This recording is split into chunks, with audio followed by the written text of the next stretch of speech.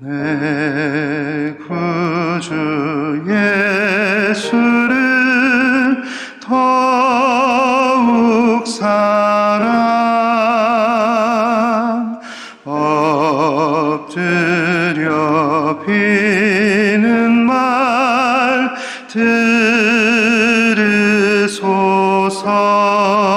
들으소서. 내 진정 소원이 내 구주 예수를 더욱 사랑 더욱 사랑.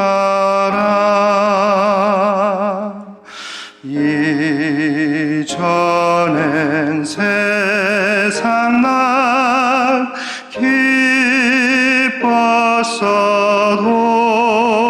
기뻤어도 지금 내 기쁨은 오직 예수.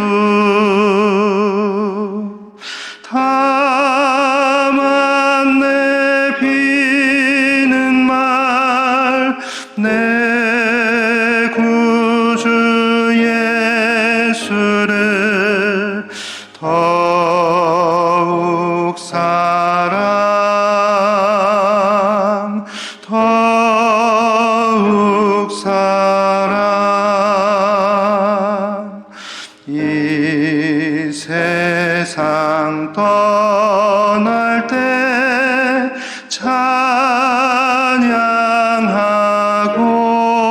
찬양하고 숨질 때 하는 말 이것일세. 다만 내 비는 말 내 구주 예수를 더욱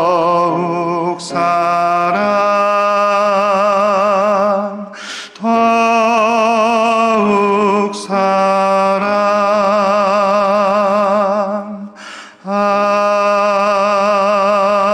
아멘.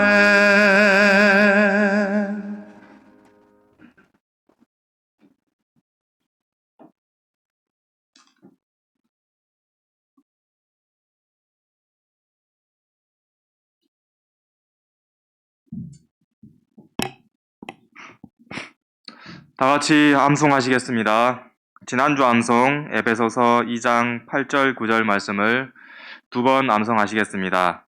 너희가 그 은혜를 인하여 믿음으로 말미암아 구원을 얻었나니 이것이 너희에게서 난 것이 아니요 하나님의 선물이라. 행위에서 난 것이 아니니 이는 누구든지 자랑치 못하게 함이니라. 에베소서 2장 8절 9절 말씀. 너희가 그 은혜를 인하여 믿음으로 말미암아 구원을 얻었나니 이것이 너희에게서 난 것이 아니요 하나님의 선물이라.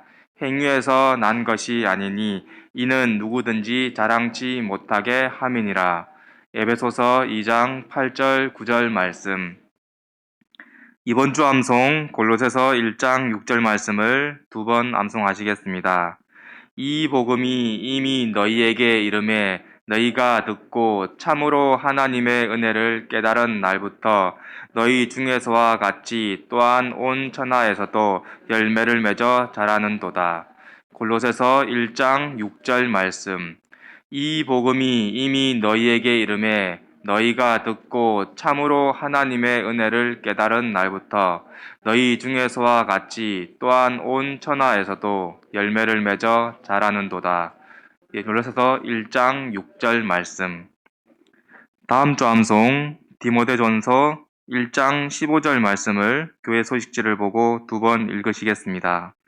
미쁘다 모든 사람이 받을 만한 이 말이여 그리스도 예수께서 죄인을 구원하시려고 세상에 임하셨다 하였도다. 죄인 중에 내가 괴순이라. 디모데전서 1장 15절 말씀. mit보다 모든 사람이 받을 만한 이 말이여 그리스도 예수께서 죄인을 구원하시려고 세상에 임하셨다 하였도다. 죄인 중에 내가 괴순이라. 디모데전서 1장 15절 말씀. 다음은 찬양대에서 찬송이 있은 후 담임 목사님께서 하나님의 말씀을 전해 주시겠습니다.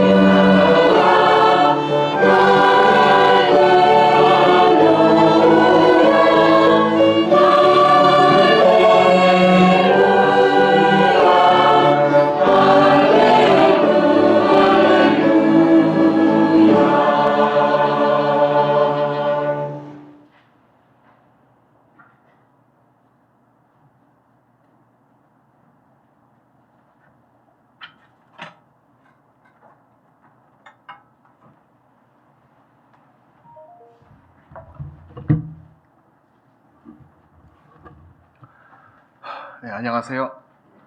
예, 함께 기도하시겠습니다.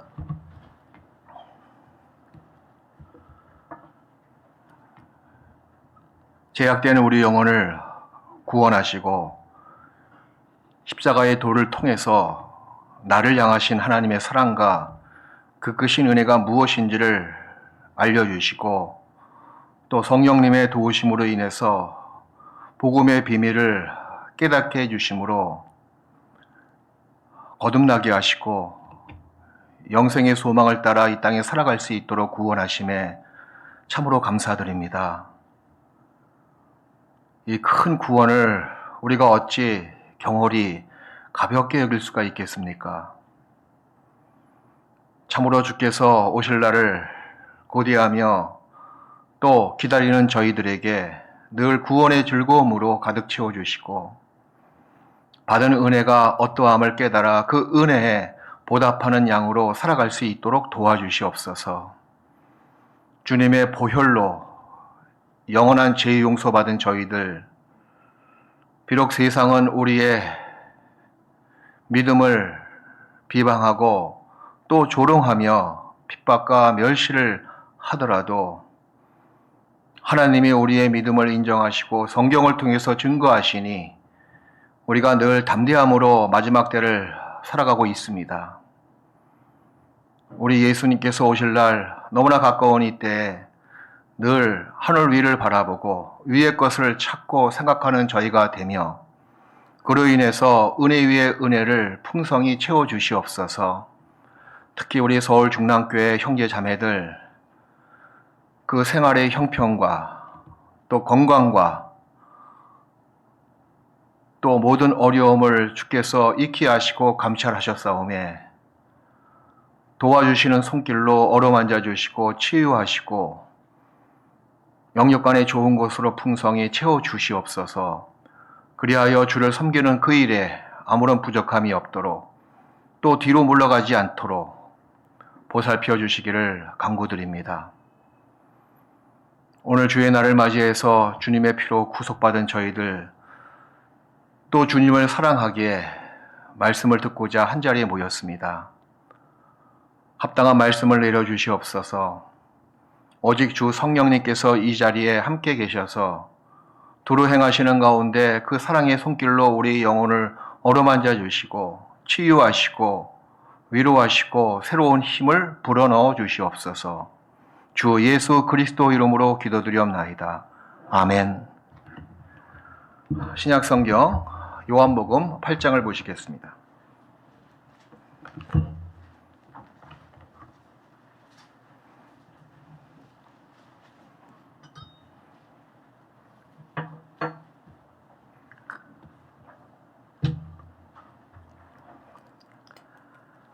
요한복음 8장 1절부터 11절까지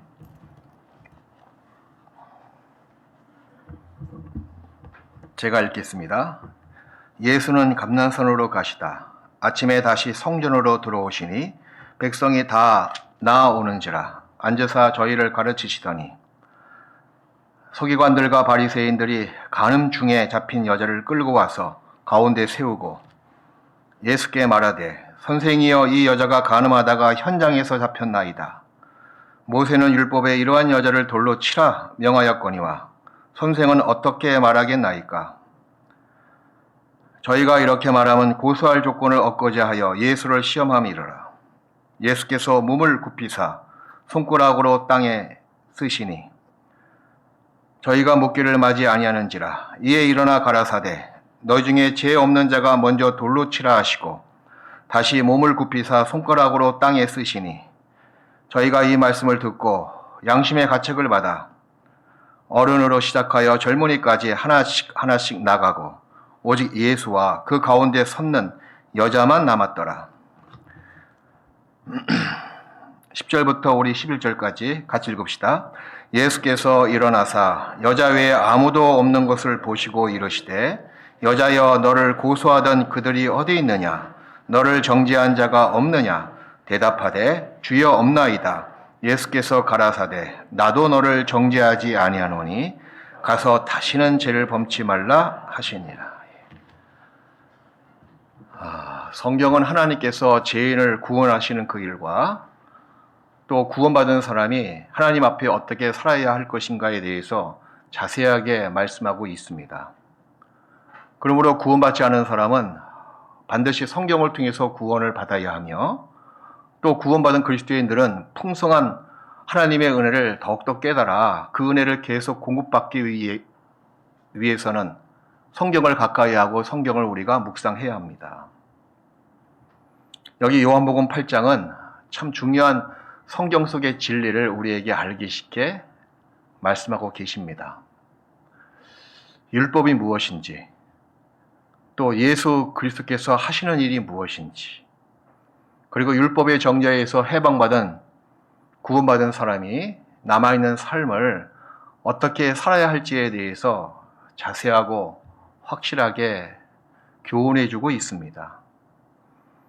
우리가 요한복음 8장 여기 간음 중에 잡힌 여인의 모습은 우리가 익히 그 사건의 전말을 알고 있습니다.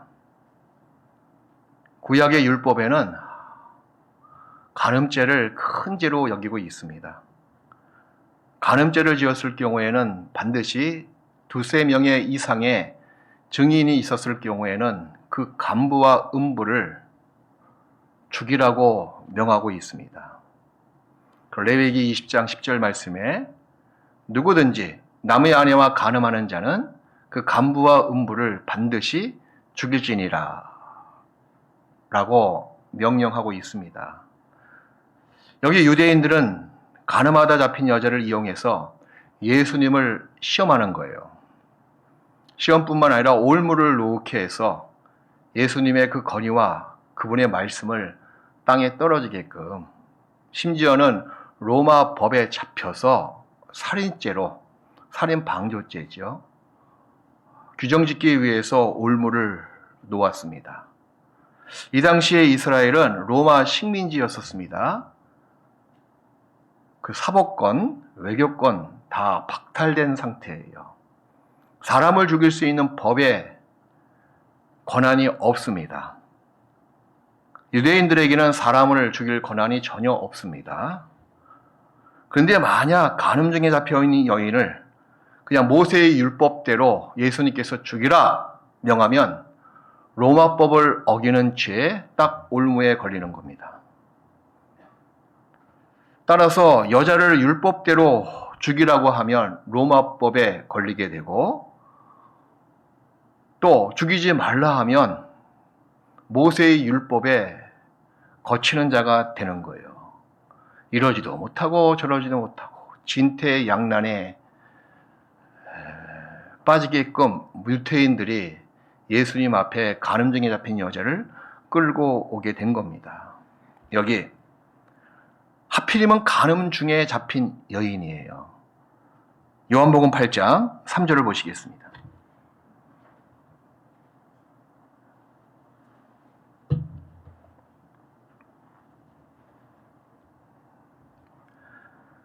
서기관들과 바리새인들이 간음 중에 잡힌 여자를 끌고 와서 가운데 세우고 예수께 말하되, 선생이여, 이 여자가 간음하다가 현장에서 잡혔나이다.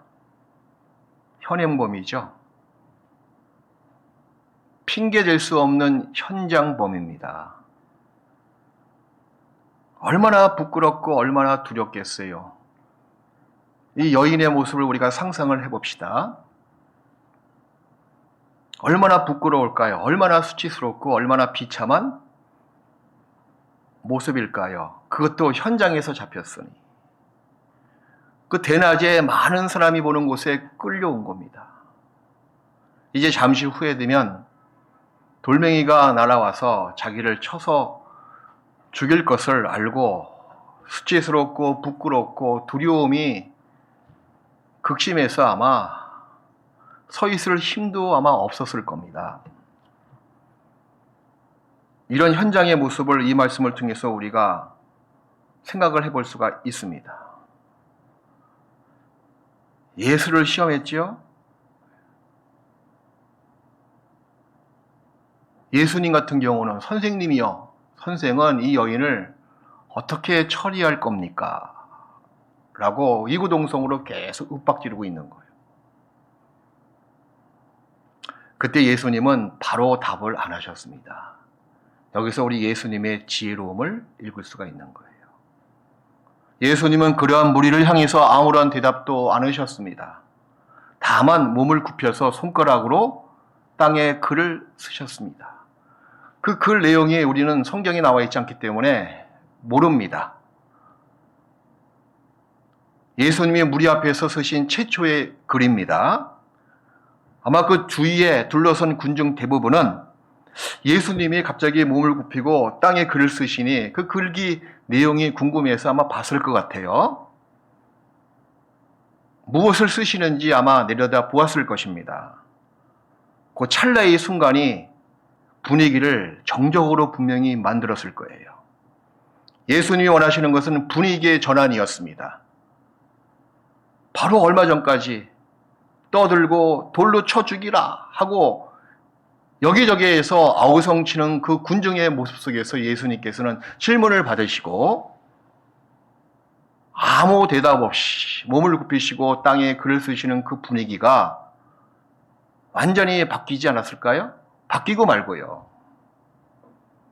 아우성치던 그 분위기가 가라앉고 조용해졌습니다. 상황과 분위기가 전환된 거예요. 예수님은 정말 지혜로우신 분이십니다. 그래서 이사야 9장 6절에도 이는 한 아기가 우리에게 낳고 한 이름을 우리에게 주신 바 되었는데 그 어깨에는 정사를 메웠고 그 이름은 뭐요? 기묘자라, 모사라, 전능하신 하나님이라, 영전하시는 아버지라, 평강의 왕이라 할 것이라. 거기서 그 이름은 뭐요? 기묘자라, 그 다음에 모사라, 가장 지혜로운 분이다, 그 얘기예요. 이 분위기 전환이나 상황 전환은 지혜가 없는 사람은 그렇게 할 수가 없습니다.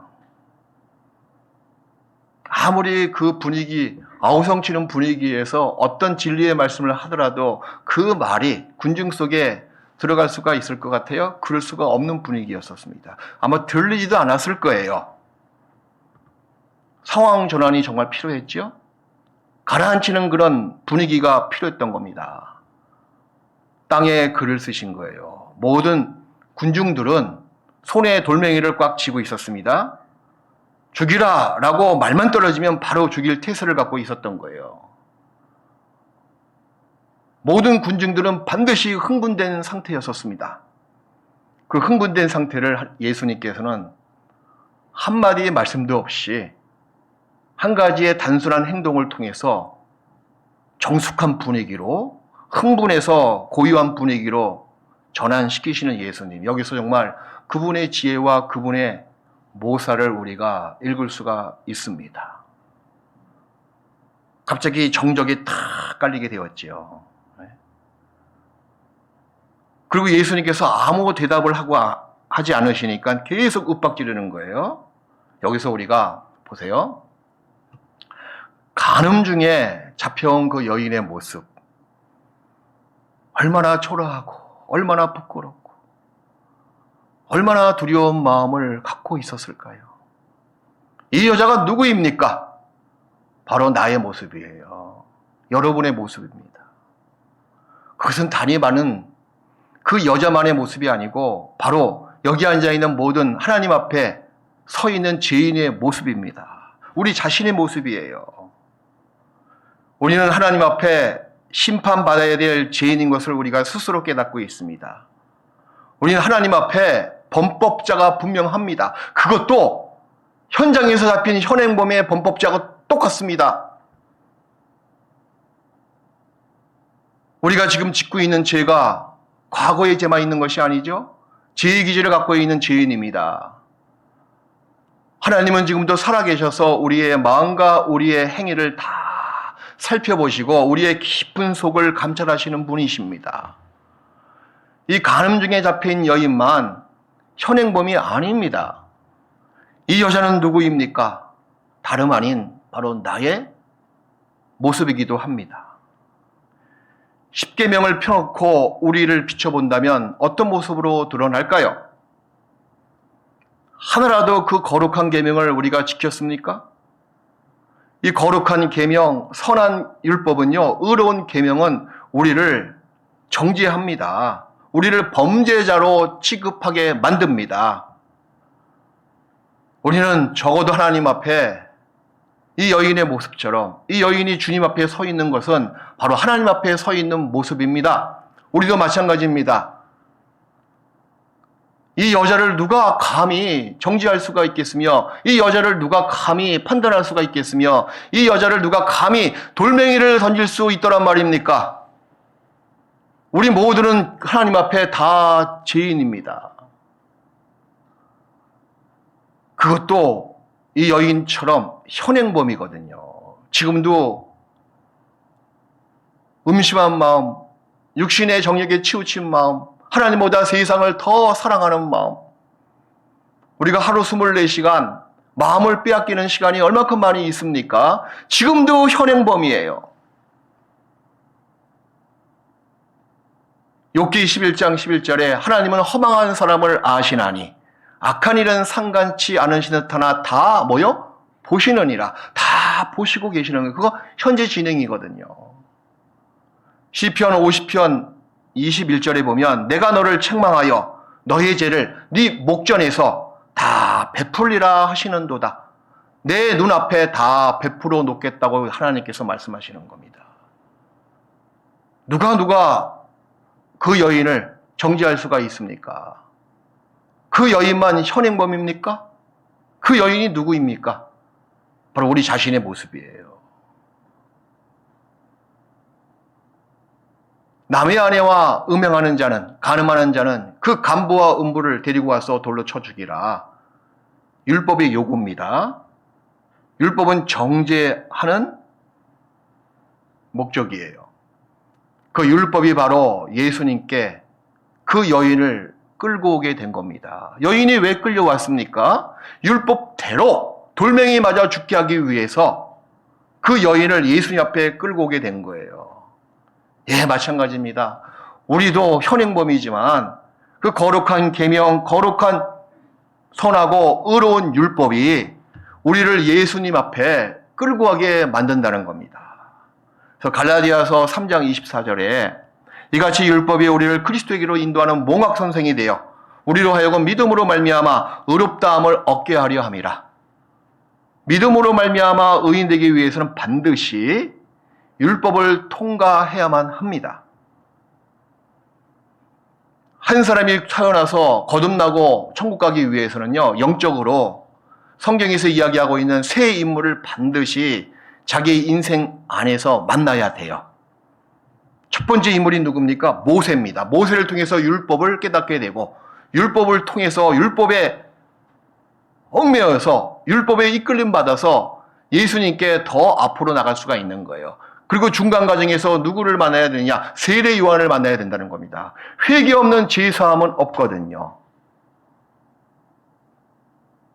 회개 없이 복음이 믿어질 수가 없습니다. 반드시 회개하고 복음을 믿으라고 성경도 말씀하십니다. 회개를 외치기 위해서 오신 분이 누구세요? 바로 세례 요한이에요. 여자가 낳은 자 중에서 가장 큰 자라고 이야기했습니다. 예수님 앞에 가장 큰 자가 누굽니까? 그게 바로 침례 요한, 세례 요한이에요. 세례 요한을 통과해야지만이 예수님을 만나게 되고 그로 말미암아 영원한 생명을 얻을 수가 있습니다.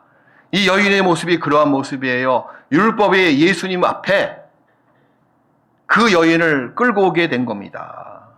하나님께서 사람에게 율법을 주신 것은 정죄하고 심판해서 멸망시키려 하는 것으로 끝나는 것이 아니고 그로 말미암아 율법은 그 사람을 멸망하게 만드는 것이 아니에요. 그로 말미암아 죄를 깨닫게 하고 멸망받을 수 없는 죄인인 것을 스스로 알고 예수님을 만나게 하기 위해서 끌고 온다는 겁니다.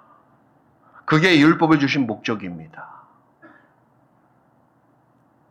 간음증에 잡힌 이 여인, 율법의 계명에 의거해서 사람들에게 이끌림 받아서 정죄를 그렇게 받았겠죠. 돌로 쳐 죽이라 여기저기에서 이구동성으로 외치고 있는 거예요. 율법의 요구는 죽이는 거예요. 그런데 율법의 목적은 멸망시키는 것이 결코 아닙니다. 죽을 수밖에 없는 죄인인 것을 깨닫고 진정으로 예수님 앞에 겸손한 마음과 온유한 심정으로 회개하는 마음을 갖게끔 하기 위해서 율법을 주신 거예요. 드디어 이 여인은 계명에 의거해서 예수님 앞에 이끌림 받았습니다.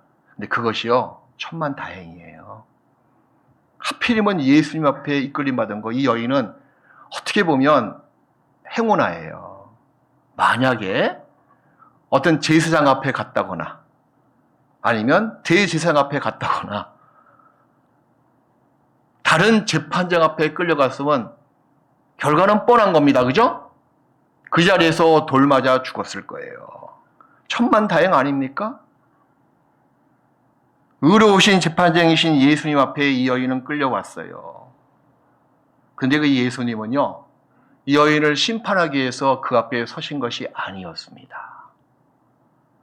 예수님이 이 땅에 오신 것은 우리를 정죄하고 우리를 심판해서 우리를 영원한 지옥에 끌고 가기 위해서 오신 분이 결코 아니십니다.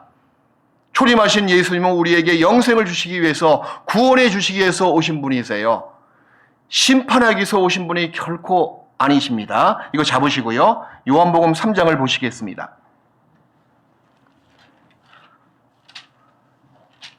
요한복음 3장 17절.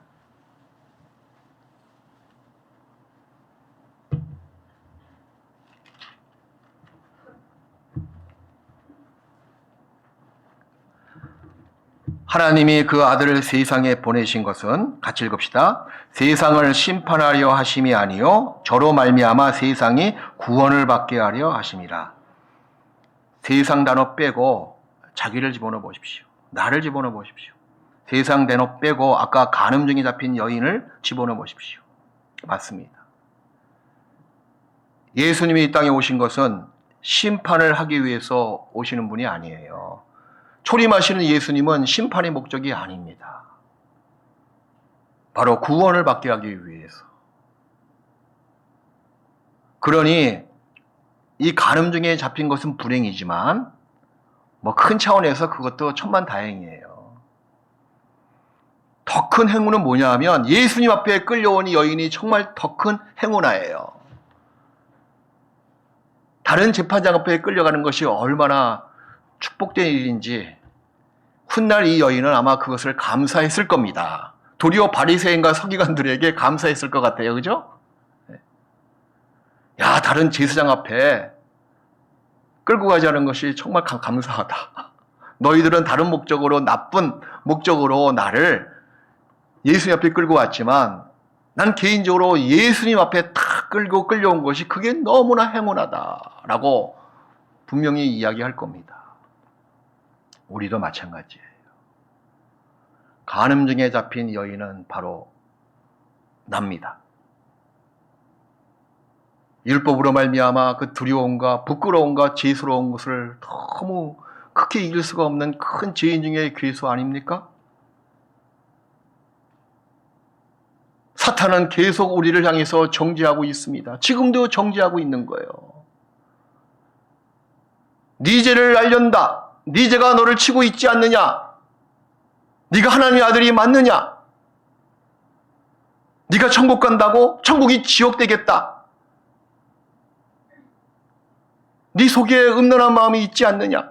네 속에 불타는 정욕이 있지 않느냐? 네 속에 세상을 사랑하는 탐욕이 있지 않느냐? 넌 지금도 거짓말하고 있지 않느냐?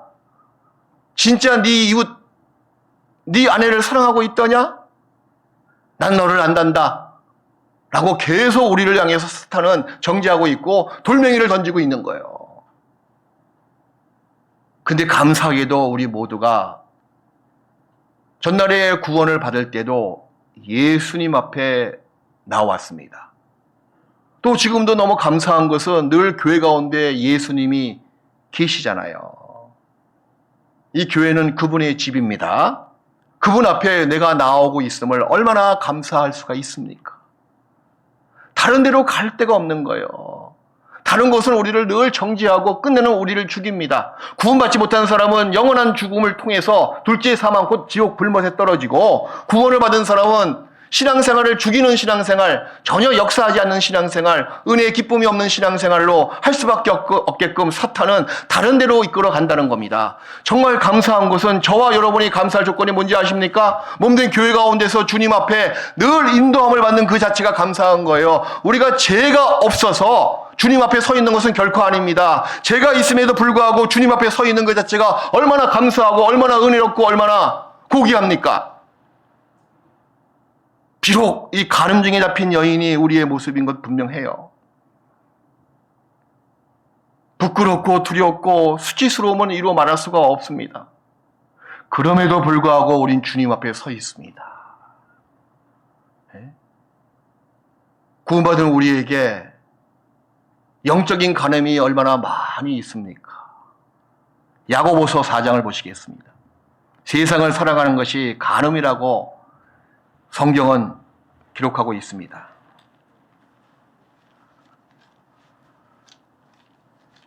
야고보서 4장 4절이에요.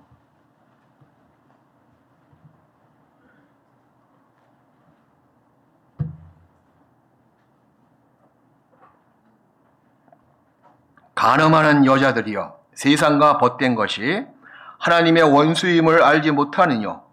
그런즉 누구든지 세상과 벗이 되고자 하는 자는 스스로 하나님과 원수되게 하는 것이니라. 여기서 스스로 단어가 참 우리의 심장을 폐부를 찌릅니다. 우리가 하나님을 사랑한다고 늘 고백합니다. 근데 우리의 마음과 우리의 생활은 도리어 하나님을 대적하고 스스로가 하나님을 원수지게 만드는 모습으로 살아간다면 이거 얼마나 그리스도인들의 이율배반적인 모습입니까? 내가 스스로 하나님을 등지고 하나님과 원수가 되게 만든다고? 이게 진정 나의 모습이란 말인가? 그걸 생각할 때마다 양심이 아픈 거예요.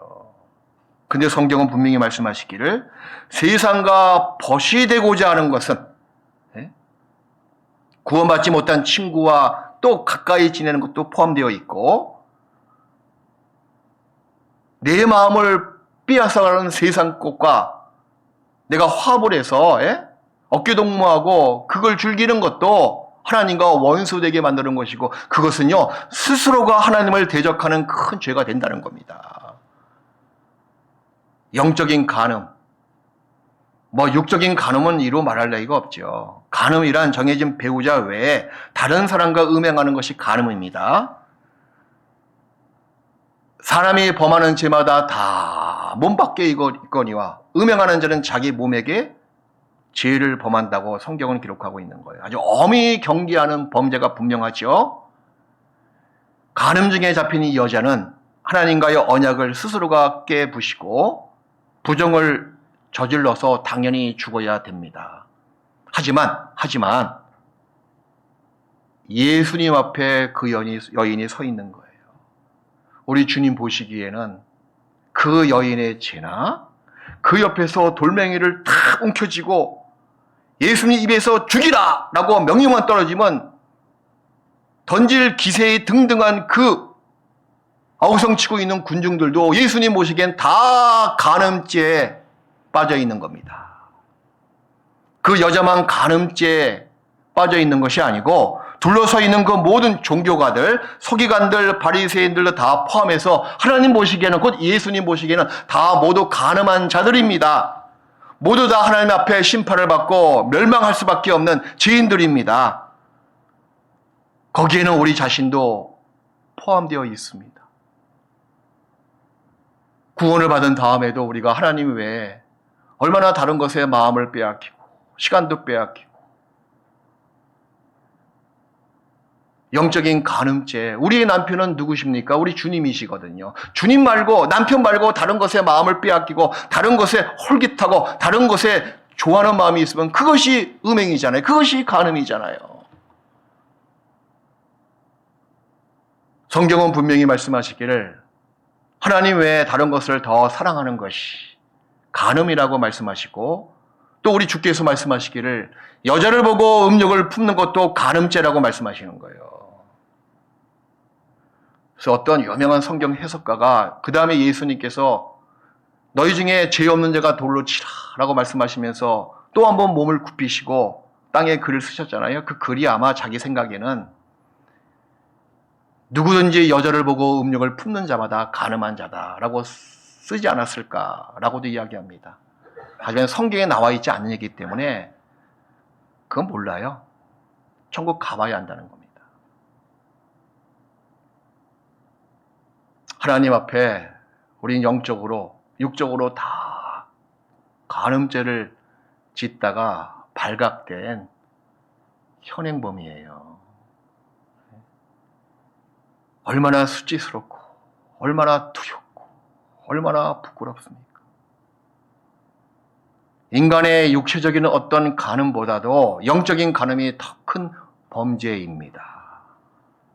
다시 요한복음 8장.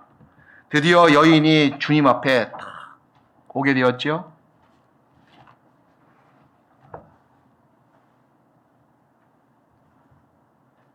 몸을 굽히시고 땅에 글을 쓰시고 분위기 전환을 다 하신 다음에 우리 예수님께서 이렇게 말씀하십니다.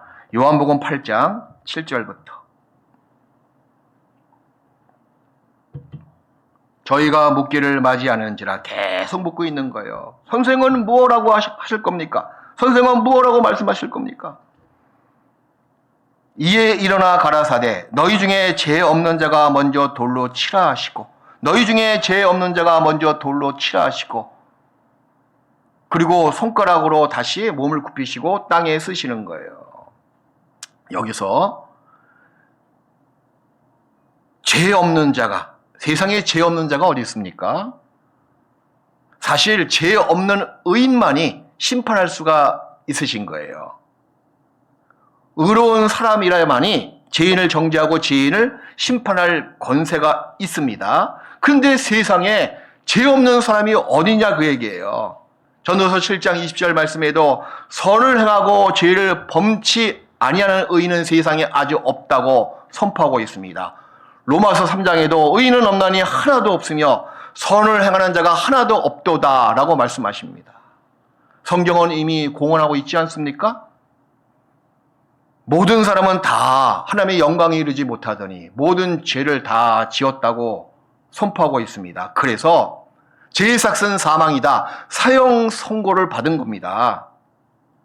이제 사형 집행만 기다리고 있는 이 간음증에 잡혀있는 여인이나 구원받지 못한 사람이나 똑같은 상태잖아요. 드디어 심판, 형 집행은 둘째 사망, 영원한 지옥에 떨어지는 겁니다.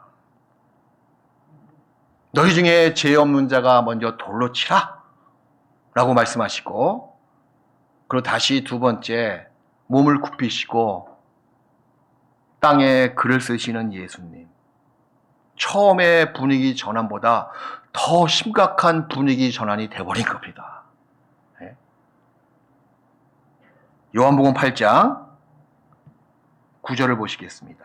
8절부터 다시 몸을 굽히사 손가락으로 땅에 쓰시니 저희가 이 말씀을 듣고 양심의 가책을 받아 어른으로 시작하여 젊은이까지 하나씩 나가고 같이 읽읍시다. 오직 예수와 그 가운데 섰는 여자만 남았더라. 너희 중에 죄 없는 자가 먼저 돌로 치라 한마디만 딱 했는데 불구하고 모든 사람들은 기세등등한 그 군중들은 풀이 확 꺾인 거예요. 머뭇거렸습니다. 시간이 흐를수록 나이 드신 사람부터 저 젊은이까지 움켜쥐었던 돌멩이를 다 땅에 툭툭툭 떨어뜨리고 물러서 있는 거예요. 너희 중에 죄 없는 자가 먼저 돌로 치라. 그 말은 뭐예요? 너희들도 똑같은 죄인이다 라는 그 예수님의 질책이 듣는 모든 사람의 양심에 꽉 박히게 된 겁니다. 양심은요, 하나님이 주신 것입니다. 양심은 영에 속한 것입니다. 여기 양심의 가책을 받았다고 나와 있죠? 저희가 이 말씀을 듣고 양심의 가책을 받아. 양심은 하나님께서 주신 것이고 영에 속한 것이고 사람의 죄를 지으면 양심이 송사합니다. 양심은 하나님을 본능적으로 찾고 또 하나님과 심판을 두려워합니다. 사람의 죄를 지으면 양심이 계속 두려움 속에서 송사합니다. 사람 속에 그 양심을 두셨잖아요. 잠언 20장 27절 말씀에 사람의 영혼은 여호와의 등불이라 사람의 깊은 속을 살피느니라. 그 등불이 뭐냐 그 얘기예요. 그 양심입니다. 하나님께서는 우리 안에 만들어주신 그 영을 통해서 우리 마음을 살피시고 그 영혼이 그 사람의 죄를 하나님께 고소합니다. 자기의 마음은 모를 수가 있어요. 하지만 그 양심은 하나님 앞에 네가 받아야 될 심판이 얼마나 두려운지 아느냐라는 것을 알려줍니다. 그 미국의 단편 소설가 에드가 포가 지은 단편 소설 한 편이 있습니다. 제목이 뭐냐면 고자지라는 양심이라는 그런 단편 소설이거든요. 거기 나오는 내용이 이러해요. 어느 집의 하숙집 주인이 하숙을 하고 있는 어떤 노인의 눈초리가 너무 싫어가지고 때려서 죽였습니다. 그래서 그 노인을 죽인 다음에 그 시체를 말입니다. 자기 거실 마룻바닥 밑에다가 다 숨겨놓은 거예요. 감쪽같이. 근데 이곳에서 옆집 하숙집에서 비명소리가 들려서 혹시 해서 경찰에 신고했습니다. 그래서 경찰이 그 밤에 나와보니까 아주 아무 일 없다는 듯이 아주 태연하게 있는 하숙집 주인을 보고 뭐 아무 일 없구나 하고 그냥 돌아갔어요. 근데 그날 밤부터 문제가 생긴 겁니다. 노인을 쳐 죽인 그 하숙집 주인이 거실 바닥에서 계속 심장 소리가 들리는 거예요. 쿵쿵. 도저히 그 심장 소리가 더 크게 들려가지고 신경쇠약이 걸린 겁니다. 며칠 지나도 거실 바닥에서 계속 노인의 심장 소리가 들리는 거예요. 이래서 못 살겠다 싶어가지고 이실직고하고 자수를 하게 됩니다. 자수를 하고 이제 거실 바닥을 파보니까 정말 노인의 시체가 나왔거든요. 재판받고 이제 교도소에 갔습니다. 교도소 가서 진짜 깨달은 것이 한 가지 있는 거예요. 그 거실 바닥에서 들리는 노인의 심장 소리는 진짜 노인의 심장 소리가 아니고 자기 심장 소리였었습니다. 왜 그럽니까? 자기 심장이, 자기 양심이 자기를 정죄하는 거예요. 그래서 그 단편 소설의 제목이 고자질하는 심장이다. 예. 양심의 가책을 받아서 여기 나와 있는 사람도 마찬가지입니다. 너희 중에 죄 없는 자가 먼저 돌을 치라. 세상에 죄 없는 사람이 어디 있습니까? 그래서 어른으로 시작하여 젊은이까지 하나씩 돌을 놓고 다 나가기 시작했습니다. 왜 어른부터 시작했습니까? 이 사람이 있잖아요. 살아가는 과정에서 크게 두 가지 경험이 있습니다. 많이 살면 많이 살수록 그 경험은 더 커져요. 두 가지 경험이 뭐냐면 첫 번째 경험은 고생하는 경험이야. 우리 어르신들 고생 많이 하셨잖아요. 그거 왜 그럽니까? 많이 사셔서 인생의 길이 그만큼 길어서 산 것만큼 고생이 더 많아지는 거예요. 고생하는 경험이 더 많고 두 번째는 그와 비례적으로 죄 지은 경험도 많은 거예요. 그 사람이 살아가는 동안 두 가지 큰 경험이 고생한 경험 그리고 죄 지은 경험. 그러니까 많이 산 사람은 많이 고생한 사람이고 또 많이 고생한 사람은 그만큼 많이 죄를 지었다는 것을 의미합니다. 그래서 어른이 죄에 대한 자책감이 사실 더 많이 있습니다.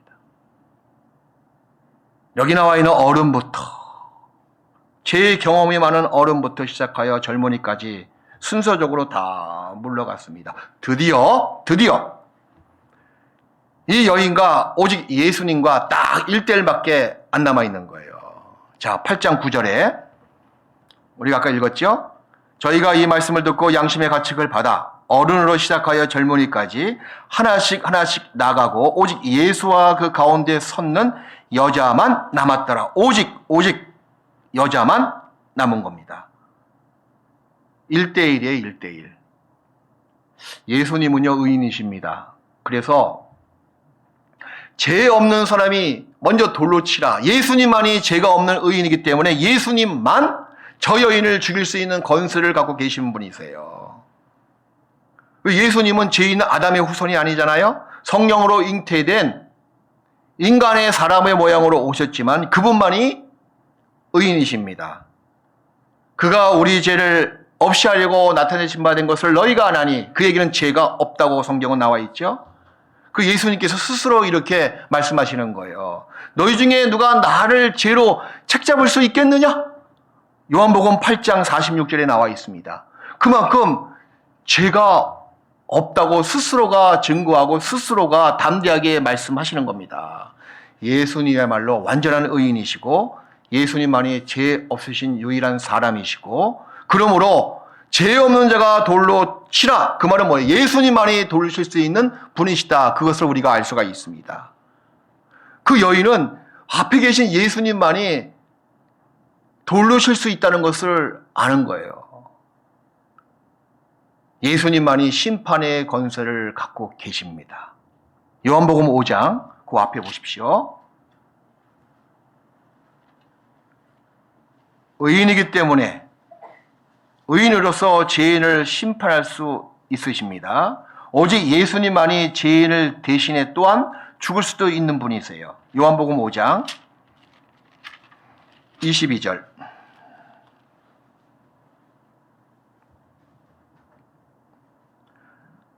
신약성경 150페이지입니다. 요한복음 5장 22절. 아버지께서 아무도 심판하지 아니하시고 심판을 다 아들에게 맡기셨으니.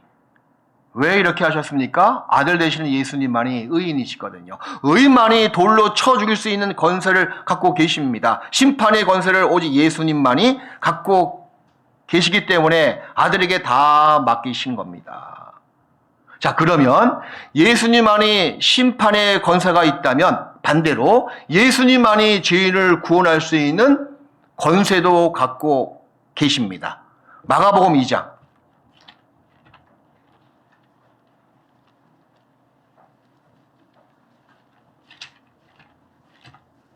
마가복음 2장 10절입니다.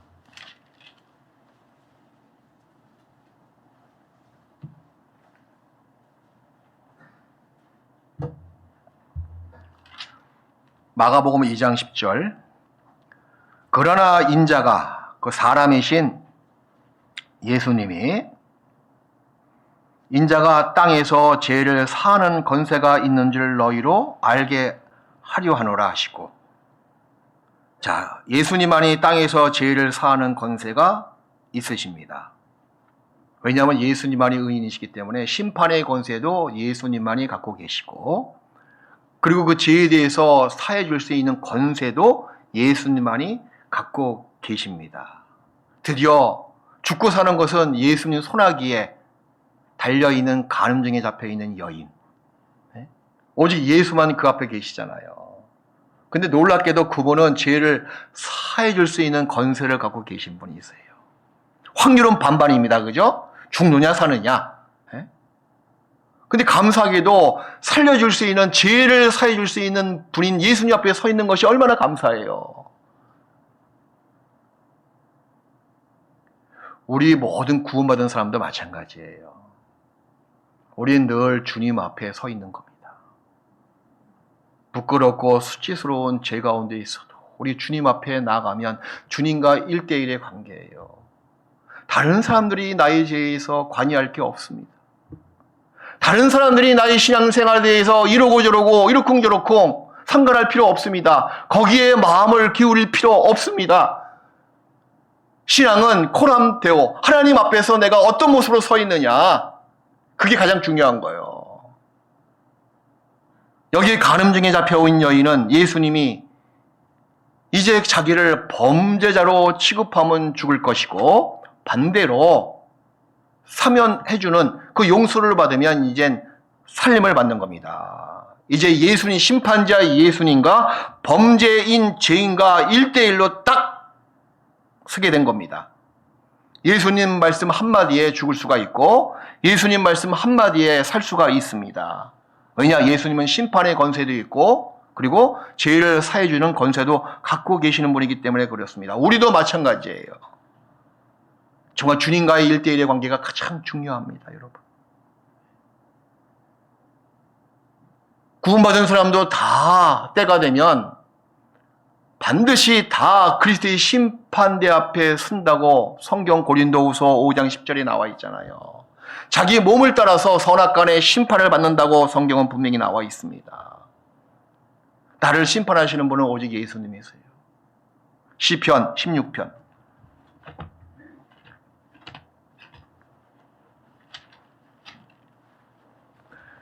시편 16편. 그래서 구원받은 사람도 예수님과의 그 관계가 가장 중요합니다. 늘 1대1로 대면해서 우리가 교제할 수가 있고 1대1로 우리가 우리 죄를 섰고 대지하고 회개하는 마음으로 그 앞에 통회하면 반드시 예수님께서는 죄를 사해 주시는 분이십니다. 시편 16편 8절. 내가 여호와를 항상이죠. 언제나 always. 언제나 항상입니다. 내 앞에 모심이여. 이게 중요한 거예요. 이게 헬라 말로 코람데오. 라틴 말이죠. 라틴 말. 코람데오입니다. 하나님 앞에 서 있다. 아까 간음증인 앞에 있는 여인이 주님 앞에 서 있는 모습과 똑같잖아요. 다윗도 그렇게 신앙을 이야기하고 있습니다. 항상 내 앞에 모심이여 그가 내 우편에 계심으로 내가 요동치 아니하리로다. 말 그대로 신앙은 하나님을 섬기는 우리의 모습입니다. 오직 하나님 앞에 서 있는 나의 행동거지예요. 하나님이 책망하시면 그 책망이 옳고 하나님이 칭찬하시면 그 칭찬이 최고의 기쁨입니다. 사람들의 비판과 사람들의 책망은 조언으로 들을 수 있지만 그것이 내 신앙생활에 큰 도움이나 큰 거치게 하는 것은 결코 되지 않게 하셔야 돼요. 하나님의 나라 어떻게 보실까? 항상 내 앞에 하나님을 모심이요. 항상 그분 앞에 내가 살아가는 겁니다. 무엇을 하든지 먹든지 마시든지 하나님과 관계를 갖고 있는 생활을 내가 하느냐 안 하느냐 그것이 중요한 거예요. 하나님과 관계가 없는 모든 생활은 그날에 가서는요 공력을 밝힐 때 다 불태서 없어지거나 무너지고 사라질 겁니다. 오직 하나님과의 관계에서 남아있는 것들, 하나님께 영광을 돌리는 것들, 하나님께 기쁨을 드리는 것들, 하나님과 관계된 모든 것이 다 신앙이고 합당한 온전한 모습입니다. 하나님이 빠져 있습니까? 거기서 기쁨을 추구하려고 하십니까? 그것은 천국이 아니고 지옥입니다. 늘 목적이 하나님이 아니십니까? 가장 최우선, 가장 첫 번째, 제일 원인의 표대가 하나님이 계셔야 되는데 그것이 아니고 자기 자신이 있고 자기 가족이 있고 자기의 영광이 있고 자기의 명예가 있고 자기 이름이 있습니까? 그것은 다 무너집니다. 바벨탑이 무너지듯이 다 무너진다는 거예요. 이 간음증에 잡혀온 여인, 주님과 1대1로 서 있는 겁니다. 이것은 정말 중요한 거예요. 중요한 모습이에요. 항상 내 앞에 모셔야 된다는 거예요. 나로 하여금 그분 앞에 끌고 가게 만들어야 된다는 겁니다. 성경을 통해서 찔림받고 회개하고 그분 앞에 나가야 돼요. 교제를 통해서 반성하게 되고 자기를 돌아보고 어떤 말을 듣든지 말하는 사람을 미워하는 것이 아니고 그 말 속에 정말 자기 영혼의 상태, 자기 신앙 상태를 돌아보고 합당치 못한 것이 있으면 그 자리에서 회개하고 주님 앞에 나가는 겁니다. 세상의 모든 것들은 다 나로 하여금 주님 앞에 나가게 만드는 것들로 여러분은 스스로 만들어야 된다는 거예요. 말씀을 듣더라도 마찬가지고 옆에 있는 형제자매가 있음에도 마찬가지예요. 그분의 조언, 그분의 충고, 성도와의 교제를 통해서 간증을 듣는 것도 나로 하여금 주님 앞에 끌고 갈 수 있도록 스스로가 만들어 가야 된다는 겁니다. 항상 하나님을 내 앞에 모심이요. 그게 신앙의 올바른 모습이에요. 요한복음 8장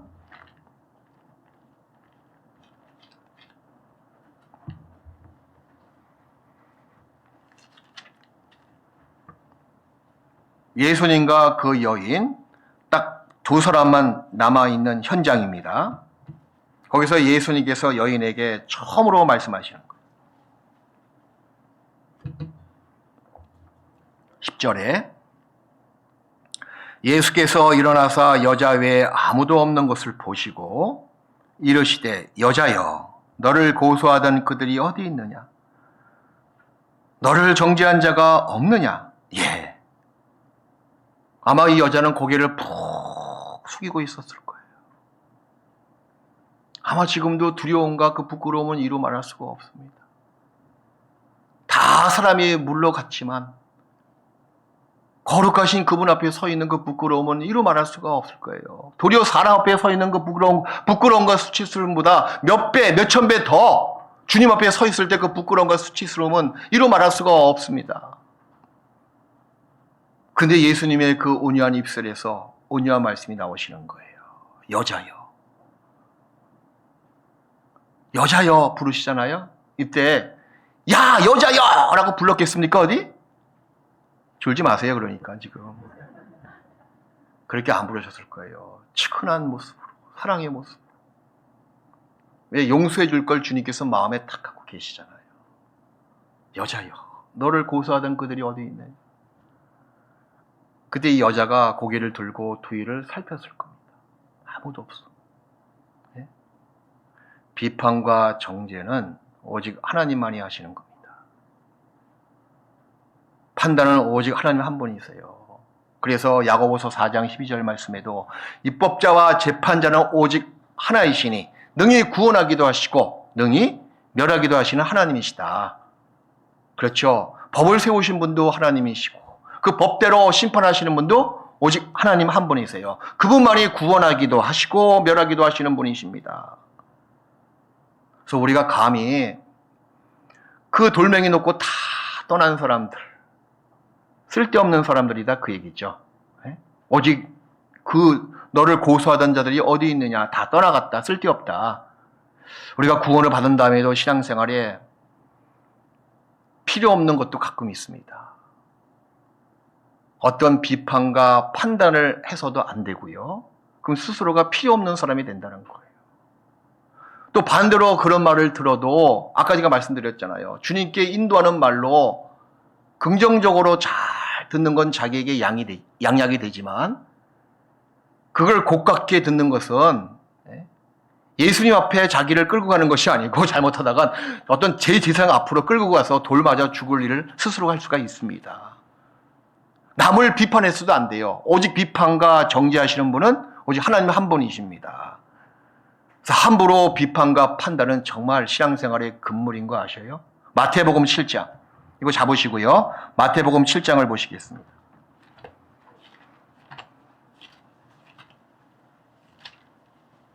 (7장) 1절 2절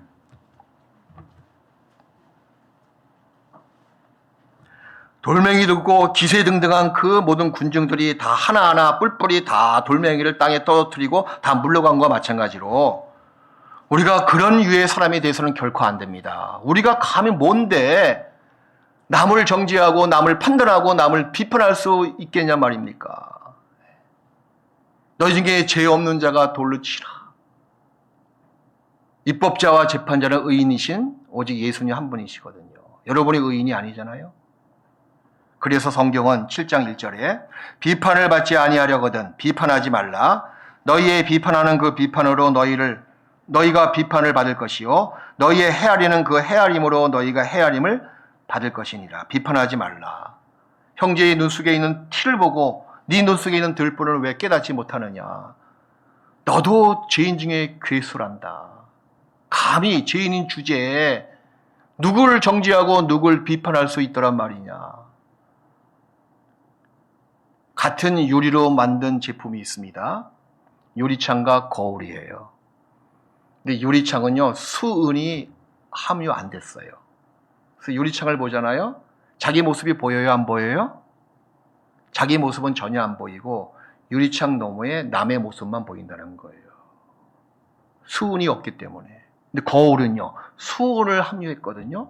거울을 보면 거울 뒤에 뭐가 보여요? 거울은 누구 보라고요? 자기 보라고.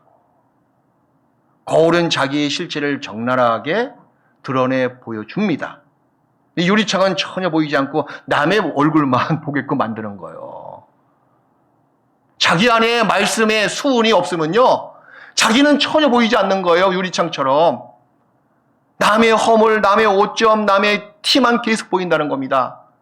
근데 말씀으로 무장해 있고 말씀으로 자기를 늘 다스리는 사람은, 말씀에 수은이 있는 사람은요, 늘 무엇을 보더라도 자기만 늘 본다는 거예요. 혹 책망을 받더라도 그 책망을 지혜로운 자의 책망으로 여긴다는 겁니다. 자기를 보니까요. 감사하잖아요. 그죠?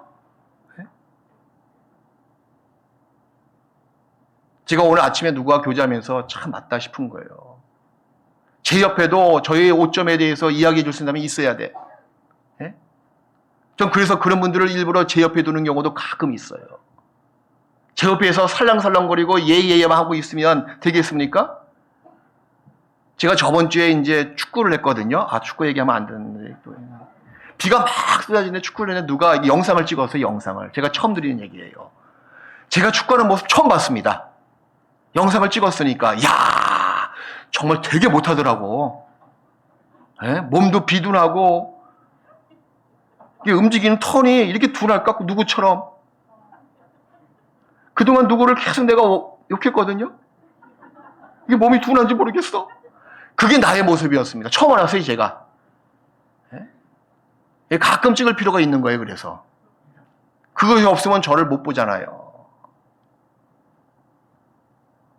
여러분 주위에 어떤 조장이나 어떤 구역장님이나 정말 기도하는 마음으로 여러분의 틀린 것을 지적해 주는 거 여러분들 고깝게 생각하시면 안 돼요. 늘 말씀의 수훈을 갖고 있는 사람은요, 그 말을 들어도 자기를 늘 보는 거예요. 네? 아, 내가 고쳐야 되겠다. 담임 목사?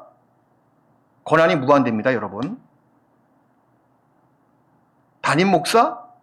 독선으로 행하려면 교회가 바뀔 수가 있는 거예요. 근데 그것은 하나님의 영광이 아니다는 거죠. 좀 힘든 분도 옆에 있어야 되고, 예? 내가 마음대로 하지 못할 정도의 분들도 옆에 있어야 된다는 거예요. 그게 교회를 위해서 좋고 저를 위해서 좋은 겁니다. 저를 돌아보거든요. 물론 사람인지라 기분은 나쁘지. 서운하고, 예? 마음도 차가워지고. 근데 가만히 기도해 보면 감사하다 싶은 거예요. 그래. 내가 뭔데? 우리가 뭔데? 우리는 늘 자기 자신을 사람을 통해서 비춰봐야 되고, 물에 비치면 서로 얼굴이 같은 것 같이 서로의 마음도 서로 비춰보는 거예요. 비춰보고 거기서 자기의 틀린 것을 고치고, 누구를 위해서? 교회를 위해서, 또 주님의 영광을 위해서. 그게 합당한 모습이에요. 누가 누구를 비판하더란 말입니까? 너를 고소하던 자들이 다 어디 있느냐? 너를 정죄하던 자들이 다 어디 갔느냐? 다 필요 없는 거예요. 그 사도 바울도 사람의 판단은 아무것도 아니다라고 말씀하시는 겁니다. 마치 이런 거예요. 잠언 26장을 보시겠습니다.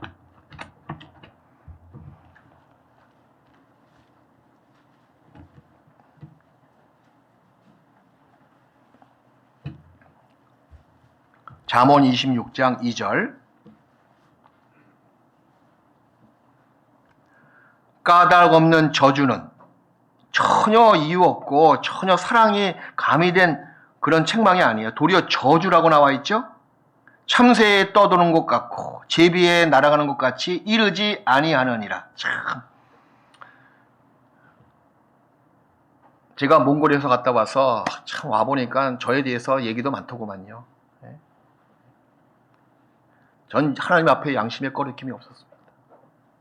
독선적으로 행할 때는 독선적이 행할 때가 필요한 적이 있었어요. 교회를 세우기 위해서. 그리고 신앙의 기초를 다지기 위해서는 제가 한국교회에서 배운 것을 다 제 생각대로 심을 수밖에 없잖아요. 별 얘기를 다 들었어요. 어떤 장로님과 교제하는 가운데 그 장로님이 이 말씀을 딱 하더라고. 김 목사 흔들리지 마. 여기 나와 있잖아. 까닭 없는 저주는 참새에 떠도는 것 같고. 다 까닭 없는 저주가 맞더구만. 참새에 떠도는 것 같고 참새가 허공을 막 날아가는 것과 똑같다 그 얘기예요. 이르지 아니한다고. 여러분이 주님 앞에 딱 양심의 가책이 없고 주님 앞에 딱 선한 마음이 있으면 어떤 말을 듣든지 간에 거기에 흔들리지 마십시오. 사도 바울도 말씀하시기를 너희에게나 다른 사람에게나 판단받는 것이 내게는 아무것도 아니고 매우 작은 일이다. 나도 나를 판단치 아니한다 라고 말씀하시는 거예요. 오죽했으면 주님께서도 정죄하지 않는다고 말씀하셨잖아요. 요한복음 8장.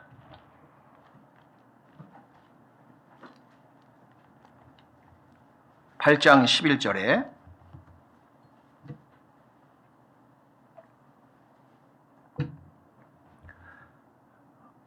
요한복음 8장 11절. 대답하되 주여 없나이다. 여인의 말이 처음으로 나오잖아요. 주여 없나이다. 주님밖에 없습니다. 그 뜻이에요. 이 간음증에 잡혀있는 이 여인. 첫 말이 뭐예요? 주여 없나이다. 이거 외우셔야 돼요. 예, 맞습니다. 주님밖에 없습니다, 우리. 네? 주님밖에 없잖아요, 그죠? 신앙생활도 주밖에 없는 거예요. 주여 없나이다. 주님밖에 없습니다, 그 뜻이잖아요. 예수께서 가라사대 나도 너를 정죄하지 아니하노니 가서 다시는 죄를 범치 말라 하시니라. 야, 나도 너를 정죄하지 않는다. 다시는 죄를 사한다는 거예요. 그죠? 정죄하지 않는, 심판하지 않겠다고 말씀하시는 겁니다. 그럼 이 말은 뭐예요? 예수님께서 이 여인의 죄를 그냥 눈 감아준다, 간과한다, 묵과한다.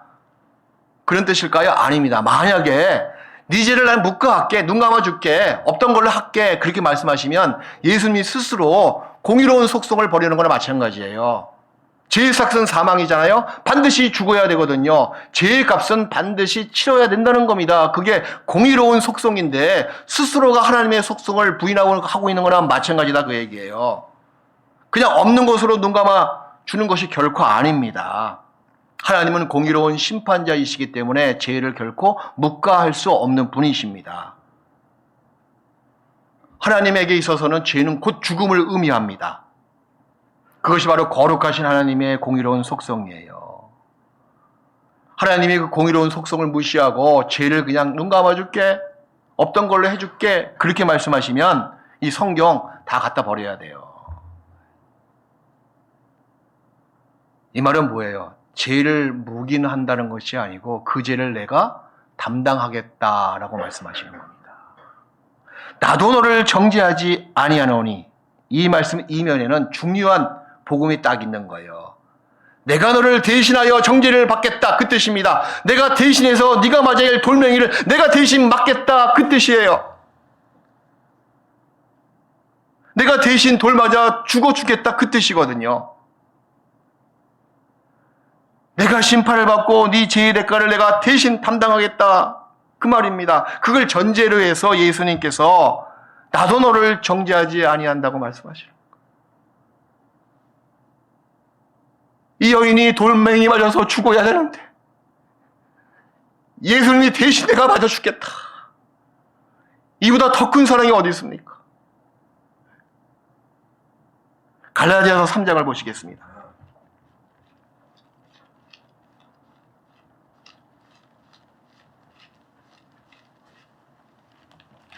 갈라디아서 3장 13절.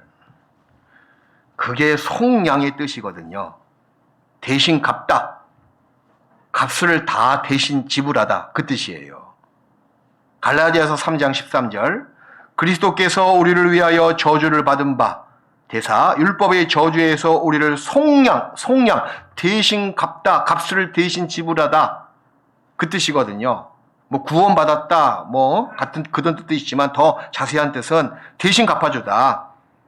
그 아까 그 말은 뭐예요? 내가 너를 정죄하지 아니한다, 대신 속량해 주겠다, 그 말씀인데 그 말은 대신 돌멩이 맞아 죽어줄게, 그 뜻입니다. 기록된 바 나무에 달린 자마다 저주 아래 있는 자라 하였습니다. 간음죄는 돌에 맞아 죽고 저주를 받아야 마땅한 죄입니다. 근데 그것을 예수님께서는 십자가에 달린 사람은 다 저주받은 사람이다, 그 뜻이에요. 그 간음죄에 저질러서 저주받아 마땅할 그 죄를, 그 저주를 예수님께서 대신 받으신 겁니다. 보라, 세상 죄를 지고 가는 하나님의 어린 양이로다.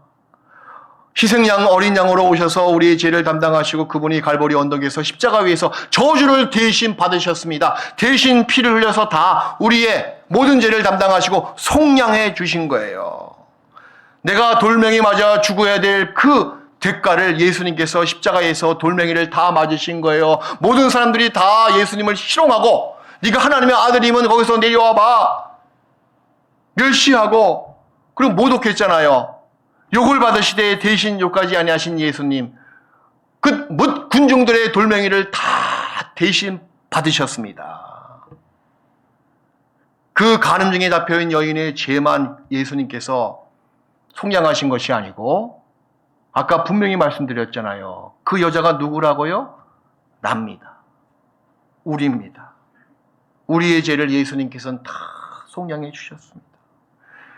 이 복음의 사실을 믿든지 아니 믿든지 상관없이 하나님은 이 일을 다 하셨습니다. 그리스도께서 한번 죄를 위하여 죽으사 의인으로서 불의한 자를 대신하셨으니, 대신하셨다 그 얘기예요. 그게 속량이거든요. 베드로전서 3장에 나와 있는 말씀이에요. 제가 베드로전서 옛날 청년 때 다 외웠는데 그때 외운 말씀은 무슨 뜻인지 몰랐습니다. 근데 3장 18절 말씀이 정말 맞다 싶은 거예요. 한번 죄를 위하여, 나의 죄를 위하여 죽으사 의인으로서, 의인이기 때문에 죄를 사할 수 있는 권세를 가지신 분이십니다. 불의한 자가 누굽니까? 바로 나, 그리고 간음증인 앞에 있는 그 여인 있잖아요. 대신하셨으니, 예수님은 죄 없으신 의인이시고 불의한 자는 우리들 자신이지 않습니까? 나도 너를 정죄하지 아니하노니. 그녀를 향한 주님의 사랑과 깊은 궁일하심을 우린 그 현장에서 이 말씀을 통해서 알 수 있습니다. 우리도 또한 그러합니다. 우리가 구원받고 이렇게 은혜 가운데 살아갈 수 있는 것도 사실 다 하나님의 사랑과 긍휼하심이에요.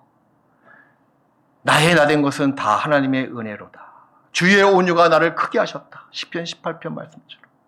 지금도 주님 앞에 주님은 늘 우리를 향해서 내가 네 죄를 안단다, 정죄하시는 분이 아니세요.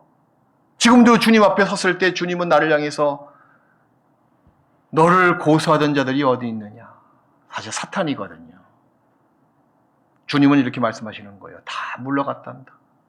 나도 너를 정죄하지 아니한다 라고 말씀하시는 거예요. 그런 그분의 온유하심이 지금 우리 각자에게도 임하고 있습니다.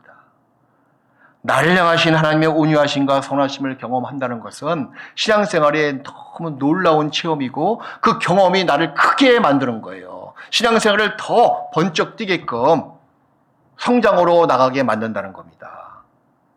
결코 그리스도 예수 안에 있는 자들은 너를 고소하던 자들이 다 어디 있느냐라고 말씀하신 것처럼 정죄함이 없습니다. 로마서 8장 로마서 8장 1절 2절.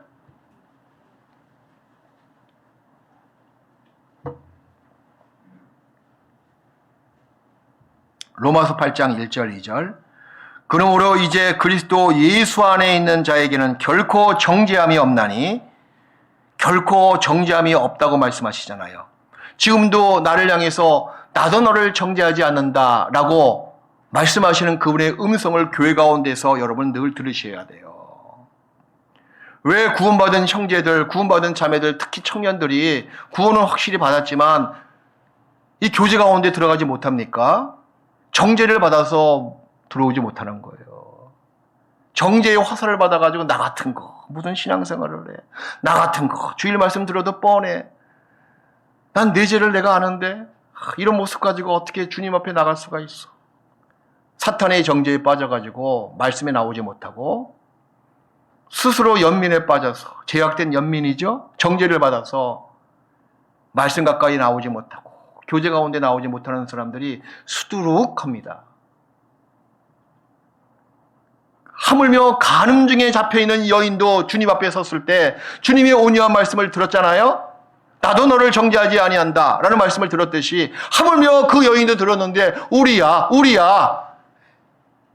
그것도 구원받은 의인이 혹 죄를 지을 수가 있어요. 그죠? 하지만 그분 앞에 나아가면 그분은 늘 우리를 향해서 온유한 말씀으로 나도 너를 정죄하지 않아. 도리어 우리의 대변자, 곧 변호사, 대언자가 되십니다. 요한일서 2장.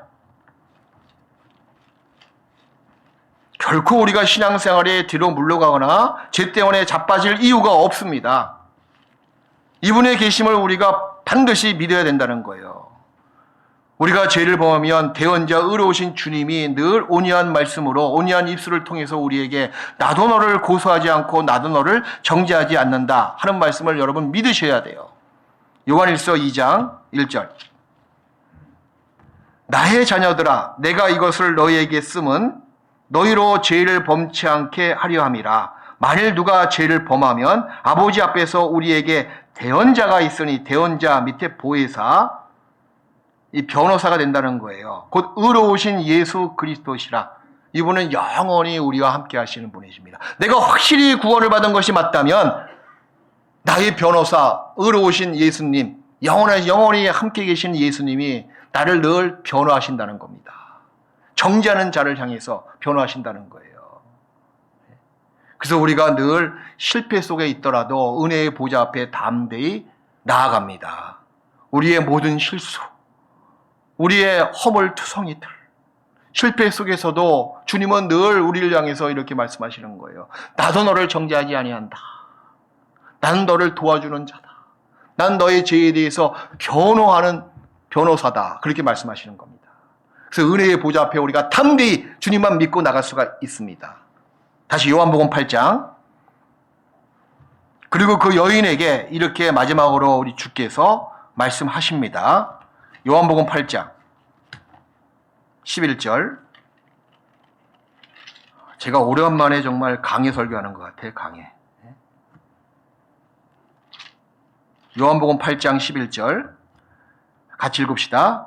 대답하되 주여 없나이다. 예수께서 가라사대 나도 너를 정죄하지 아니하노니 가서 다시는 죄를 범치 말라 하시더라. 나도 너를 정죄하지 아니하노니. 그리고 뭐요? 가서, 이제 가서. 이 말은 뭐예요? 바로 나에게 하신다 그러면 너 이제 구원받았으니까 이제부터는 구원받은 다음에 삶 속에서 세상으로 가서 뭐요? 다시는 뭐요? 죄를 범치 말라 하시니라. 이 여자가 있잖아요. 그 다음에 간음죄를 또 행했다고 생각하십니까? 아니에요. 결코 그럴 리가 없어요. 네? 구원받은 사람이 하나님의 은혜를 더하기 위해서 죄에 거할 수 있겠느냐? 그럴 수 없느니라. 로마서 6장 1절 2절에 나와 있잖아요. 그럴 수가 없습니다. 이런 큰 사랑을 깨닫고 죽을 뻔했다가 살리심을 받고 예수님의 그 사랑과 긍휼하심을 받은 이 간음쟁이 앞에 있는 여인이 어떻게 또 간음죄를 또 저지를 수가 있었겠어요? 그럴 수가 없거든요. 가서 다시는 죄를 범치 말라 예수님께서 그 여자에게 말씀하셨습니다. 우리의 죄값을 다 치러주시고 구원해 주셨습니다. 그 사실을 우리는 깨달았어요. 그분의 사랑이 얼마나 크다는 것을. 나를 향하신 그분의 긍휼이 얼마나 대단하다는 것을 우리는 정말 깨달았습니다. 그게 구원받은 사람이잖아요. 그 사랑과 그 긍휼하심을 깨달은 우리가 어찌 그 사랑을 우리가 짓밟고 긍휼하심을 만약에 헌신발 내 동갱이 치듯이 내버리고 다시 죄 가운데 거할 수가 있겠습니까? 그럴 수가 없는 거예요. 그럴 수가. 고린도후서 5장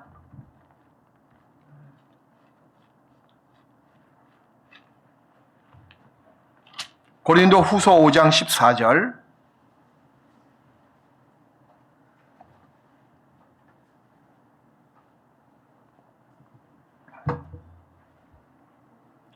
그리스도의 사랑이 우리를 강건하시는도다. 강건이죠? 강하게 끈다는 거예요.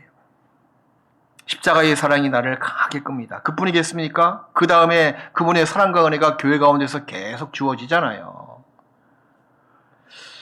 신앙생활을 좀 하다가 넘어지는 사람들 참 이걸 아셔야 돼요.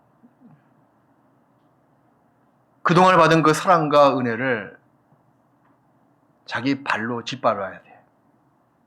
교회를 떠나요? 그동안에 받았던 자기를 위한 모든 기도, 형제자매의 사랑의 기도, 주님의 은혜를 정말 헌식작 버리듯이 침뱉고 나가야지만 이 교회를 떠날 수가 있습니다. 쉽게 교회를 떠납니까? 위선자의 위선자. 그럼 그동안에 누굴 사랑하고 사랑받은 게 다 뭐냐 그 얘기예요. 예? 우리가 십자가의 사랑을 깨달았습니다. 그리스도의 사랑이 우리를 강하게 이끕니다. 그런 사람이 어떻게 또 죄 가운데 같은 죄에 연속적으로 더러운 죄, 또 간음죄에 빠질 수가 있겠냐 말입니까? 그럴 수가 없거든요. 그래서 분명히 말씀하시기를 우리가 생각건대 한 사람이 모든 사람을 대신하여 죽었은즉 모든 사람이 죽은 것이라. 주님의 사랑을 깨달은 사람은 더 이상 같은 죄에 연속적으로 빠져 있을 수가 없어요. 내 죄가 예수님을 십자가에 못 박혀 죽였잖아요. 그것도 부족해서 더 죽이게 만드시겠습니까?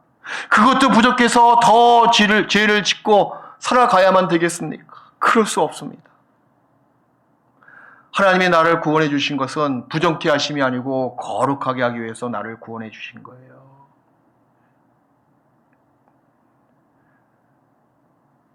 우리의 얄팍한 죄성 때문에, 우리의 더러운 정욕 때문에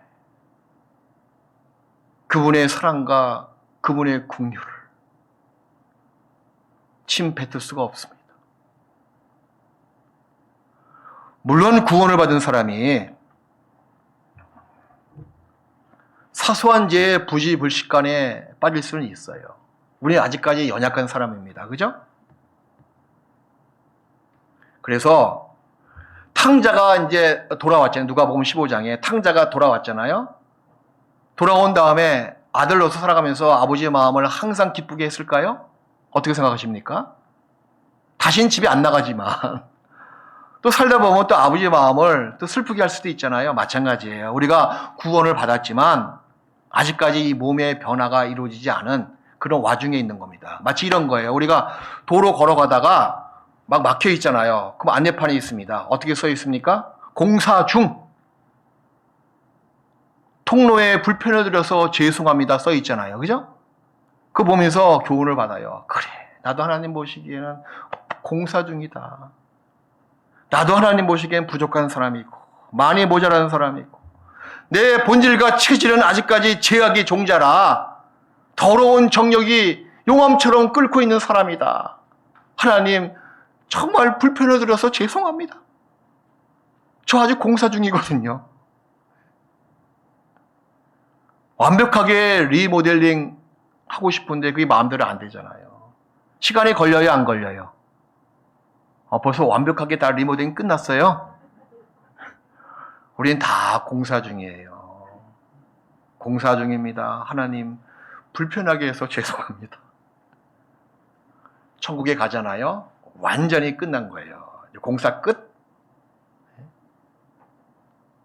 그때까지는 우리가 아직까지 부족한 사람이에요. 그래서 늘 주님의 은혜가 필요하고 그분의 보혈의 능력이 필요한 사람입니다. 하지만 말입니다. 같은 죄에 계속적으로 범죄해서 양심에 무뎌지고 회개치 않는 것은 합당치 않은 거예요. 요한일서 3장, 한 장만 더 보시겠습니다. 두 장만. 요한일서 3장하고 그 뒤에 5장도 같이 보시죠. 요한일서 3장 9절.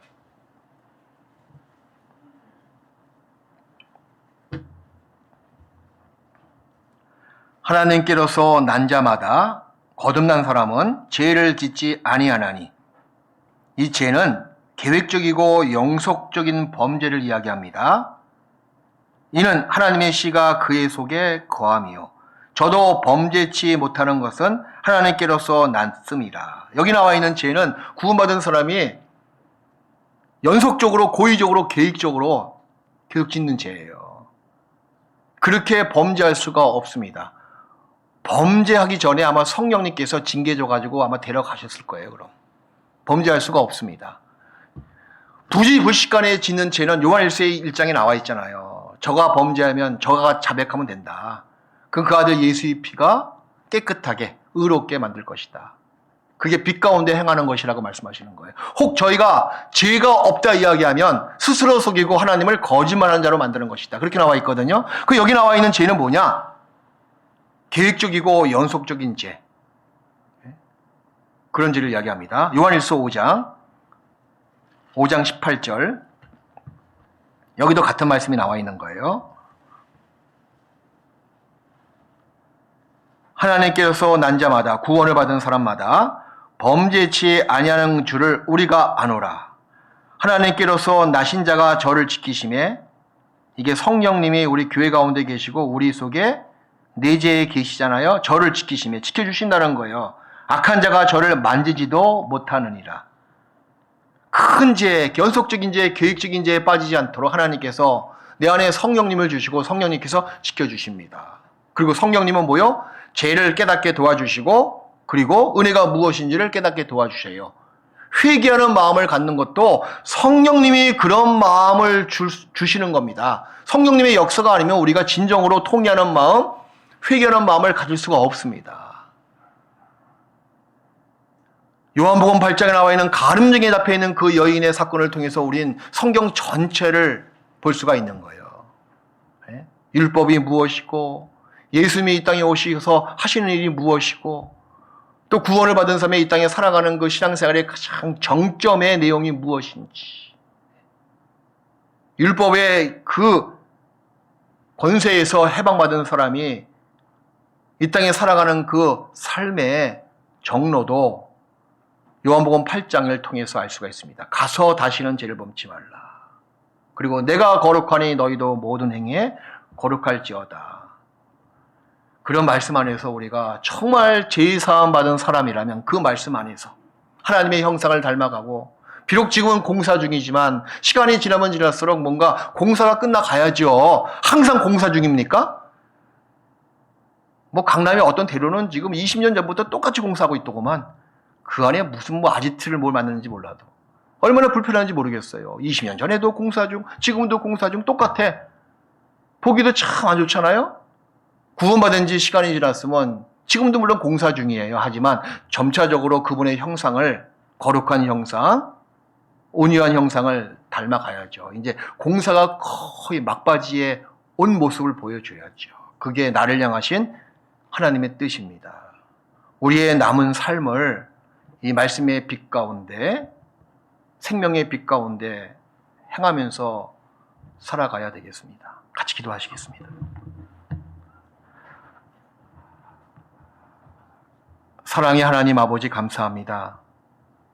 간음증에 잡혀있는 그 여인이 주님 앞에 섰을 때 주님의 사랑과 긍휼하심을 깨달은 것처럼 우리가 세상 죄 중에 물마신같이 죄를 짓고 살아왔던 저희를 하나님이 영원히 우리 죄를 용서해 주시고 십자가를 통해서 나를 향하신 그분의 사랑, 그분의 긍휼하신 은혜가 어떠한지를 깨닫게 해서 구원하게 하심을 정말 감사드립니다. 이제 간음증에 잡혀있는 여인에게 우리 주께서 말씀하신 것처럼 이제는 너도 가서 죄를 범치 말라 하신 명령처럼 구원받은 저희들 남아있는 때를 하나님의 형상을 닮아 살아가기를 원하오니 말씀으로 깨끗게 해주시고 또 몸된 교회 가운데서 우리를 더 뿌리를 내리고 견고하게 세워주시어서 뿌리로 말미암아 열매를 맺히는, 과실을 맺는 하나님의 자녀가 다 될 수 있도록 도와주시옵소서. 우리를 사랑하시는 예수님의 이름으로 기도드리옵나이다. 아멘. 찬송가 185장 1절과 4절만 함께 찬송하시겠습니다. 찬송가 185장 1절 4절이에요.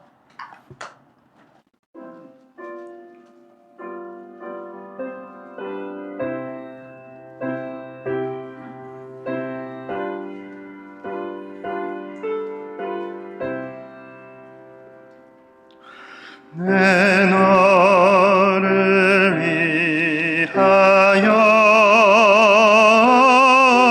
몸 버려 피 흘려 내 죄를 속하여 살 길을 주었다. 너 위해 몸을 주건만 날 무엇 주느냐. 너 위해 몸을 주건만 날 무엇 주느냐.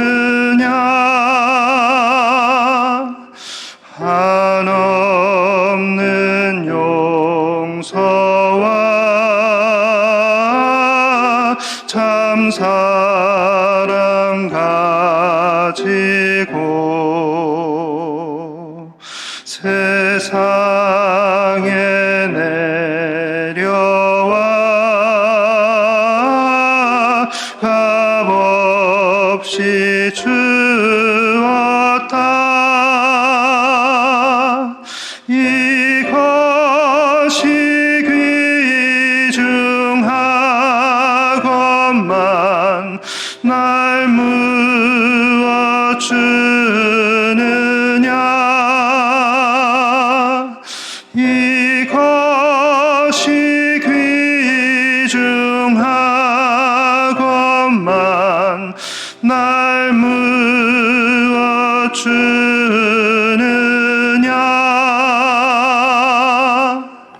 예, 광고 있기 전에 제가 아주 기쁜 소식을 하나 전하고 싶습니다.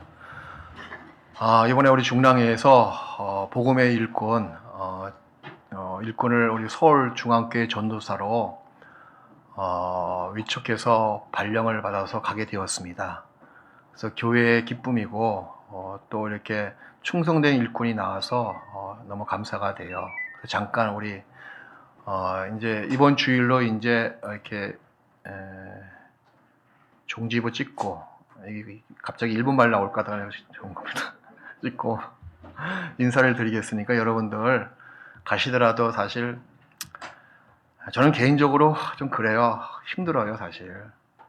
그 길을 위해서 여러분들 기도해 주시고 그리고 늘 지켜봐 주시기 바랍니다. 우리 이정훈 형제님 잠깐 나오셔서 인사드리겠습니다. 자매도 같이 나오세요. 예. 6월 1일자로 이제 발령을 받았으니까 그 다음부터는 전도사님으로 이렇게 호칭해 줬으면 고맙겠습니다. 예. 인사하시죠.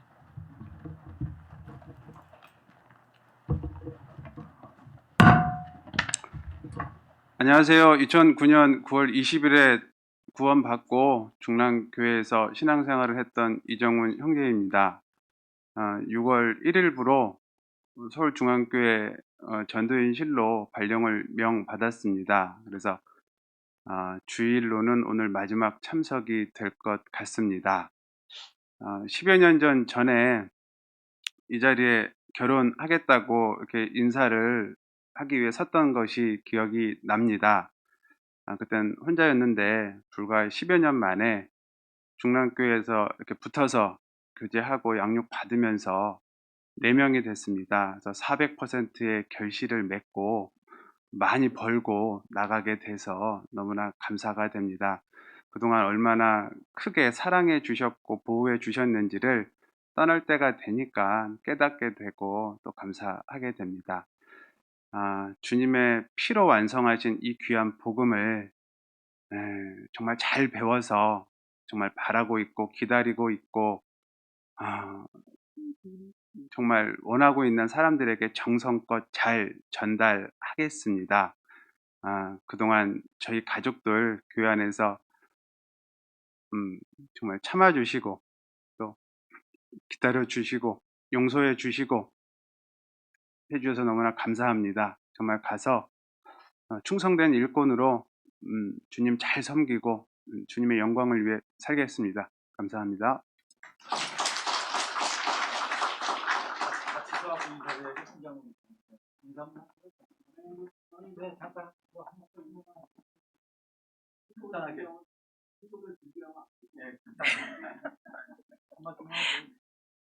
감사합니다.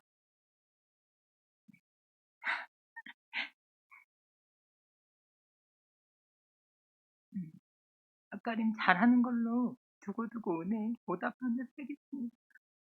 감사합니다.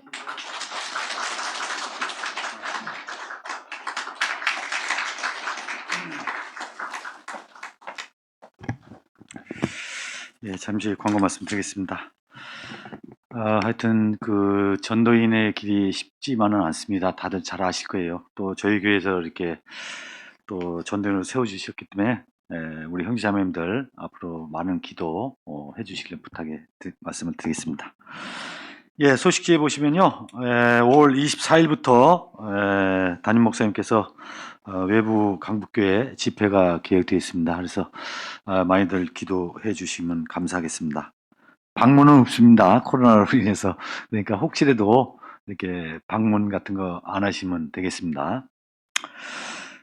그리고 오늘 김혜경 집사님 답례떡이 나가니까요. 이따 나가실 때 하나씩 받아서 나가시면 될 것 같고요. 돌아오는 26일 수요일 날은 오전 10시 30분에 어머니의 전체 모임이 있고요. 28일 금요일 날은 오후 8시에 대강당에서 봉사회 전체 모임이 있습니다. 그래서 봉사회 형제님들께서는 한 분도 빠짐없이 참여해 주시면 감사하겠습니다. 그리고 30일 날 주일날입니다. 30일 날 소식제는 안 나갔는데요. 30일 주일날 12시 40분에 전체 임원 모임이 있습니다. 대강당에서. 그러니까 일부에 오신 분들은 말씀 끝나면 잠깐 화장실 다녀오시고 그날 이제 1, 2교구가 2부에 이렇게 말씀이 있더라고요. 그래서 1, 2교구 우리 임원들께서는 좀 수고스럽지만 식사 좀 일찍 좀 하시고 12시에 한 40분 전에 교회당 대강당으로 참여해 주시면 감사하겠습니다. 또 한 가지는 이제 어르신들 쪽이나 또 이렇게 몸이 불편하신 분들이 성경책을 이렇게 비치 안 해놓냐고 자꾸 이렇게 말씀하셔요. 그래서 지금 방역 수치 위반입니다. 성경 비치하는 것이. 왜냐하면 이분 저분 이렇게 만지다 보니까는 이제 위생적으로 좀 안 좋지 않아서 저희가 이제 다 치웠기 때문에 그 부분 좀 이해해 주시고요. 또 한 가지는 주일날들 오실 때 우리 성도님들 다 전체가 다 지금들 주일 헌금을 잘 해주시고 계세요. 주일날 헌금 그거를 좀 올라오실 때 오전에 좀 이렇게 들어오실 때 해주시면 좋을 것 같아요. 끝나고 이렇게 하시니까 저희가 수고한 다음에 2부 쪽으로 이제 넘어가는 경우들이 많이 있어요. 그래서 주일 헌금은 꼭 뭐 주일 헌금뿐 아니라 뭐 11조도 마찬가지지만 오전에 이렇게 오실 때 좀 해주시면 감사하겠습니다. 이상 광고 마치겠습니다.